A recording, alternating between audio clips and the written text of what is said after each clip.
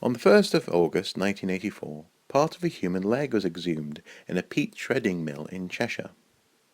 In the days which followed, the police confirmed it wasn't a recent death, and it became very clear that despite the damage done by the machinery, this body was very well preserved and very old.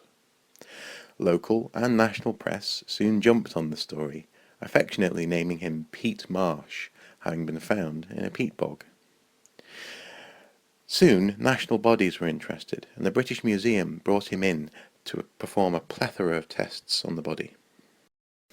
The test revealed an extremely violent end to Pete's life. He had a hole in his skull where something had pierced into the brain. He had been beaten, garroted, and had a knife slit his throat sometime in the 1st century AD. Like most people, there were evidence of whipworm eggs in his gut at the time. This wasn't unusual. But also we could tell that his last meal had been of cereal, and probably in the form of some sort of pancake or griddle cake, as seen here. His fingernails were extremely well manicured, and it was obvious from his hands he hadn't been a physical or manual labourer. There was some evidence of copper-based pigment on his body, and also his general appearance was one of an extremely well-groomed man. Eventually there was even an accurate reconstruction of his face in life produced. The question was, what had happened to him?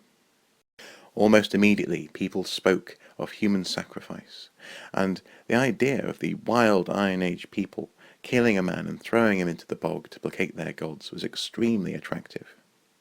However, some people questioned this idea, as increasingly at this time England and the British Isles were coming under Roman rule, and the Romans simply did not allow human sacrifice. Instead, the Romans suggested that the locals throw items of value into these bogs rather than human beings.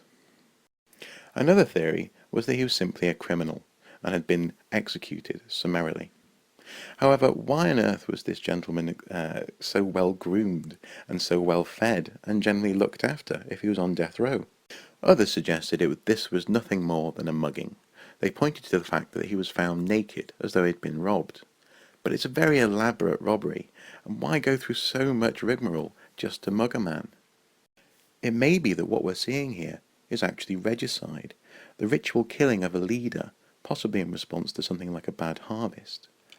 Whatever the answer, it must take into account the sheer number of bog bodies found across Europe. There are more than 1,800 bog bodies currently known about. In other words, until we have a clearer idea of the circumstances surrounding their death, bog bodies will always be a mystery.